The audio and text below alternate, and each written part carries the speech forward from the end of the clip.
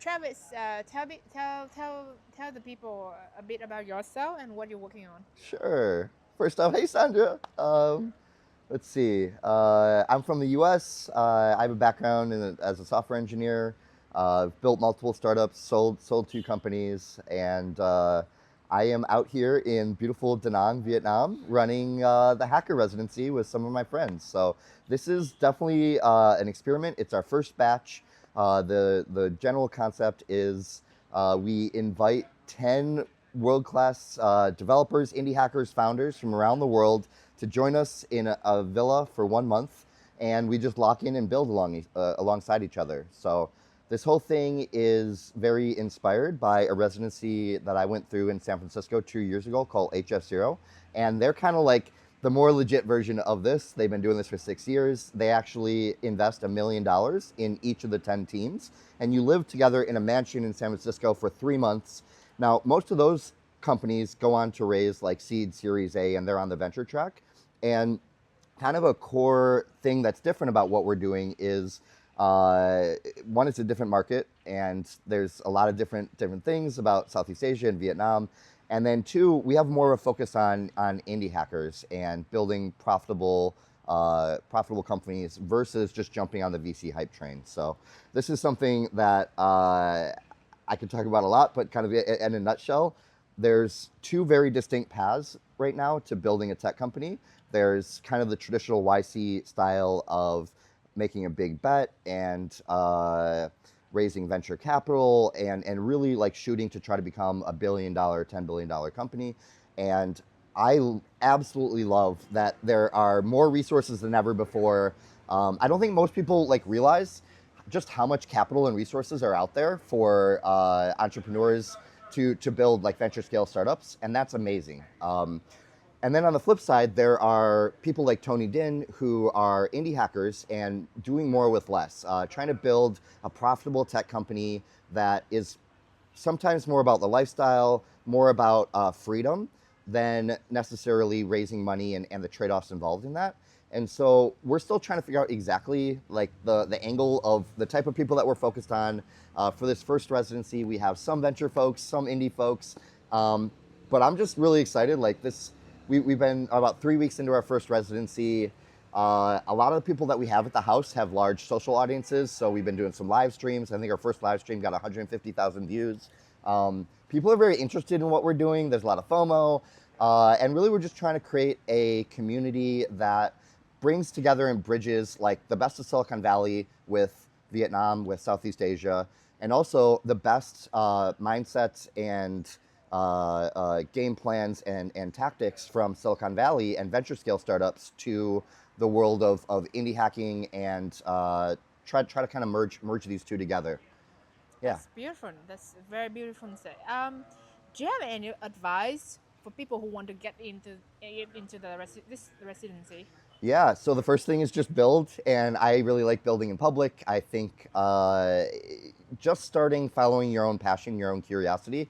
So it's hard to give general advice because it really depends on where you're at in your journey, right? So there's like engineers who are really good coders, but they want to become entrepreneurs. Or maybe you're a product designer like Sandra, and you're doing content and putting yourself out there. My number one piece of advice would be to lean into whatever you're curious and passionate about. Try to build some actual projects around that and share your progress in public as you go. There's a couple of movements around this: build in public, learn in public. But the underlying idea is the more that you're sharing your journey and your learning, even if it like isn't getting a lot of views or whatever, because everyone starts off just kind of not getting a lot, it increases the surface area for the right people to find you in the future. And that's one characteristic that all of our residents have is it's not just about building cool things, but building them in public. Building an audience is part of learning how to market yourself, market your work. And to be a really successful entrepreneur, to be a really successful indie hacker, you have to have both the ability to build and execute, as well as the ability to market. And you tend to see when people have a large audience and they kind of understand the game that they're playing and it is a game, like having that mindset that I'm just going to put stuff out there and see what works without overthinking it too much. we tend to find that those are the types of people who really resonate with what we're doing and who also have the right combination of building plus marketing. Mm. Yeah. Um. So that's very good. That's very very good. Who are your favorite applications in this batch? Okay, so everyone. So a little backstory. Um, there's four of us that started this. Me, David, Tony, Din, and Min Phuc Tran. Mm. So two Americans and two Vietnamese guys. Again, bridging these two worlds together. Um, we really didn't know what to expect for this first one. We definitely treated it like an experiment. We put it out there. We were overwhelmed with the amount of applications. So we had 500 applications. I personally did 75 interviews. And we ended up being able to only pick 10 people. Mm. Now, a few people came and they brought their partner, their wife or whatever, and that's awesome. We even had like one of my favorite residents, Melly, and she's like vibe coding and learning. She has a physical dance business in Vienna and is out here building like an online app for teaching kids how to dance. But not a traditional software engineer. She's learning and vibe coding, and I think the type of people that we're looking for the residency, there's that, and then there's also the larger community and what HRG, our hacker residency, kind of represents there. Because I'll go back to these two worlds of like in the venture world, there are programs like this that are very, very premium, very high end, and usually that comes with a lot of money, a lot of investment. But in the indie hacker world, there really doesn't exist this type of community that serves as an example that is larger than the sum of its parts. You have people like Peter Levels, which are absolutely amazing. I have so much respect for him.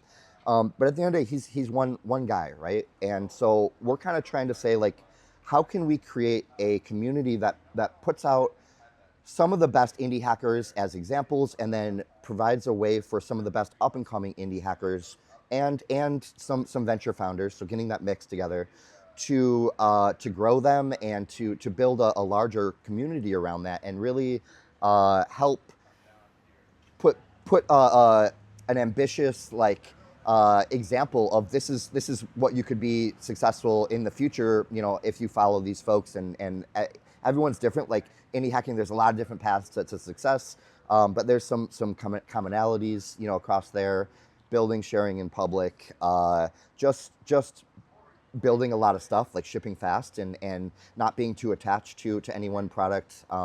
There tend to be some of these patterns. So I don't know if I answer your question, Sandra, or yeah. No, they are very information rich. Yeah.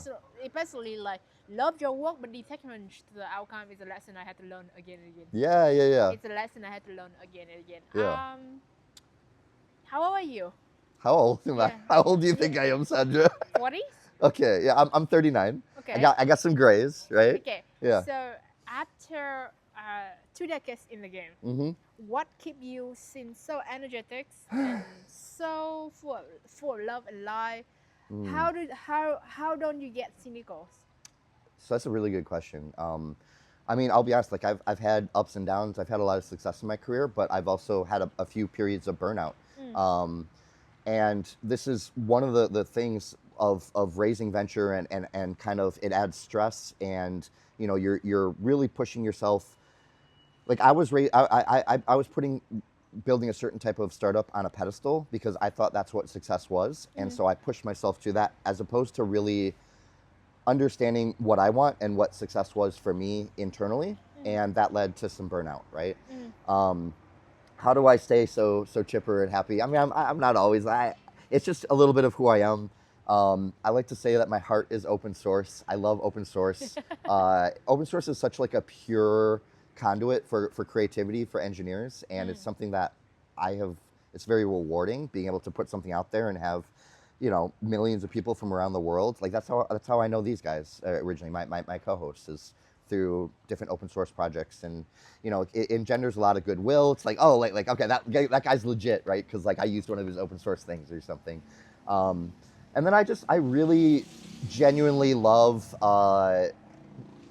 meeting people deeply wherever they're at on their journey, and trying to help them not make a lot of the mistakes that I've made. And whether that's just helping them figure out the key unlock for their current product. You know, it might be marketing, it might be like that they need to validate it.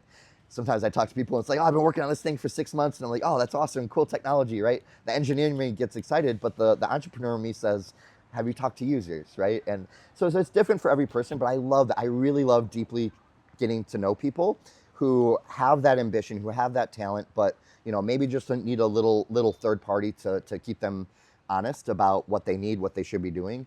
And that type of mentorship is a key part of what we're doing here. It's also something that just gives me so much energy. Like it really just makes me happy. And then maybe the last thing I'll say about that is I'm really excited because we get people from around the world here, and you know, you form these deep connections and relationships. I'm really excited to have friends that live in different parts of the world, so I can go visit them. Ah, that's Yeah, awesome. yeah. And now, you know, go visit Sandra in Hanoi. Wow, Yeah, that's awesome. That's absolutely awesome. We're looking for that one. yeah. We want you to be the fire for the indie hacking movement in Hanoi. Okay. Well, I'll say like I'm just a part of that, right? I wouldn't feel comfortable doing this as an American without Tony and Fook, Yeah. you know, being a core part of our team. Yes.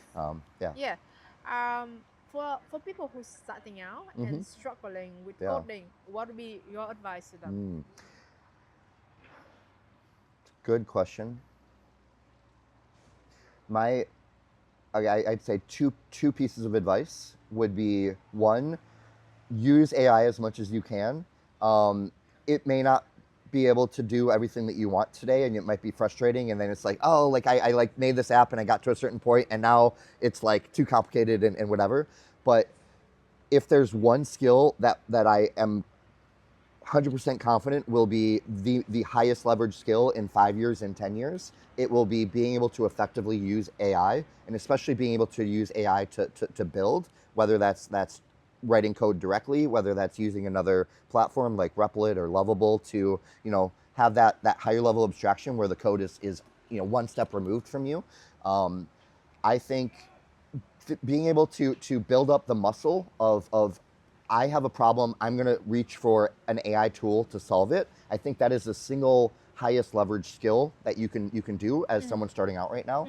And then the second thing I'll say, which I'm just reiterating because it's so important, is as you learn, try to share in public. Try to share like, oh, I learned, you know, this cool AI tool, but like I got stuck here, right? Like share all that. Get used to both building and sharing, and you know, there's that like over everyone likes to say, oh, this person's so successful, they have this you know, massive thing, but it really is like a success 10 years in the making or 5 years in the making. I think AI is making those timelines shorter nowadays, but still it's going to take time to build up that presence to find the version of your building that is very true and authentic to you. So I think like the best entrepreneurs and the best people tend to have gone through a process of self-discovery as well, right? You can tell, like something that I love about entrepreneurs is most of them have already taken the leap of saying, I'm not going to work for someone else. I am going to take that leap of faith and believe in myself and try something, right? And sometimes we only see the final version where they're really successful, and we don't see like the 3 or 4 things they launched and, you know, failed along the way, and like they were struggling to pay their bills and stuff. And we have people in the house 100% like who have been that, you know, like $20 in my bank account and whatever, but I'm like putting the time and grinding, and over time, if you continue doing that, if you commit to learning the craft of building, and I don't care what tools or what programming language or whatever you're using, commit to building things and just learning by doing, and then share your journey along the way. You'll meet friends, you'll meet other people who are at similar points in your journey.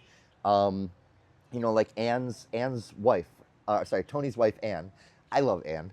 You know, she had this awesome vibe coded app this week that went super viral, and it was this cute little thing of like doing a Polaroid pictures and you know, playing on top of a couple of memes of "May I meet you," and there was this like Google Gemini launch that she created this app in one day. Wow. Went super viral, got retweeted by peer levels and some very influential people, and you know, she's only able to do that because she spent the last 6 months practicing vibe coding, right? Mm. And really building up her skills and getting more comfortable with that. And also like she has pretty good taste. She likes cute things and it was authentic. It was Anne. When I looked at that, I was like, oh, this is an Anne project. And you can feel that sense of sincerity, from someone who is just making things for the right reason, whether it's a Twitter post or whether it's an app or a company. Is it authentic to you? Is this actually like something that you're working on because you are having fun and you're passionate about it, or are you just trying to make money? And like, it's okay to just try to make money, and maybe like a lot of times people start there, especially when you're just starting out and you want to make sure you can pay your bills and stuff, right? Um, but I do think in the back of your mind, trying to figure out what you're really passionate about, what will be authentic to you, and finding your own version of that will look very different from mine. It'll look very different from Sandra's or Anne's, um, and and then executing on that over time. Yeah, but passion can wax and wane. Yeah, yeah, Like, how do you stay committed? yeah. How would you do that? Like, That's a good question. So I think most people have some form of extrinsic motivation. So whether that's like financial motivation or social motivation, I'm gonna get successful. So you always start off and you have some initial impetus of motive. Of like, I'm passionate about this, so I'm going to start working on this project, right? And then like over time that passion wanes, or maybe you like hit the first wall and you're like, oh, like this is tough. This isn't working. I don't have any users. I don't have any views. Whatever. And I think building my only piece of advice there, because it is true, right? Like passion will only take you so far, is the mindset of understanding the game you're playing, that it's a long-term game. And if your passion runs out for a project, like there's always a little bit of a trade-off of maybe I need to just keep marketing this or something, or working on this for longer, versus just keep that out there. It's still a breadcrumb for people to find you, but move on to the next thing and catch that passion again, right? So keep building, keep putting things out there. One of my co-hosts, Fook, has this thing, like I built 8 startups in 12 months and I sold 3 of them. And that's just like getting into the mindset of putting out a lot of stuff. And every time that you get to a point where sometimes like projects will just pop off or not, right? And it can be very binary, especially with the algorithm and stuff these days. But if you put in enough time and enough repetitions over time, like you will find your own form of success. And that'd be the only maybe thing that I'd say about the passion side of things. And then it depends on what your goals are. Like if your goals are, I want to be able to lead a good lifestyle for myself and my family, maybe the answer to the passion is a little bit different than, I want to be the next Elon Musk. I want to sleep on a factory floor and have a massive impact on the world. Fundamentally different.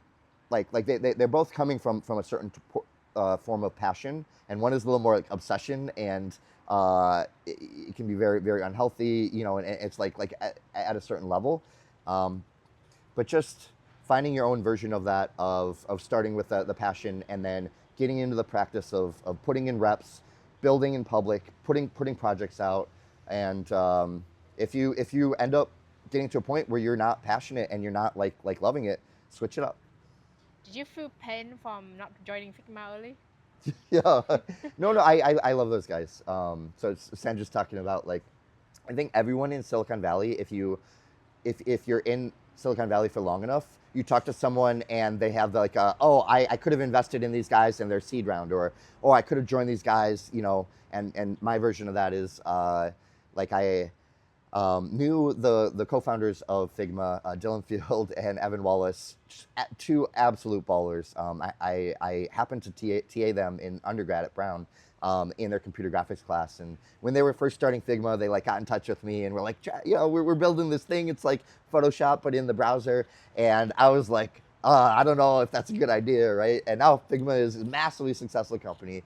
I was just at a point in my life where I was, a lot of people do it in college where they're like discovering themselves. For me, it was after college. I was living in New York and I was like partying a lot, but just kind of finding myself, right? And so I turned them down. And I have so much respect for those guys and their team and just what they built over the years. Yeah. I cannot you like a hope for that, but that's a good hope. That's good story hope. Yeah. Okay. Is there anything else you want to talk to the audience? Is there anything else? One last Yeah, one. maybe just the last thing about where this whole thing goes from here, because right now this is some of our like my main focus is building out this residency, and we will be having another residency soon. We will have applications soon. So if you are an aspiring indie hacker or startup founder, it can be in Southeast Asia or really anywhere around the world, but we're going to be running these in Vietnam. And yeah, just follow the Hacker Residency on Twitter. We have a lot to figure out internally around exactly what our broader mission is and maybe like a more sustainable business model. Right now, we have some amazing sponsors, really like tier one AI tech companies like Cognition and OpenRouter. But we're trying to figure out like how can we really try to help indie hackers and founders and bridge the gap between Silicon Valley and Southeast Asia. How can we do that in a sustainable way? But the number one thing we validated from this first residency is that the vibes are awesome.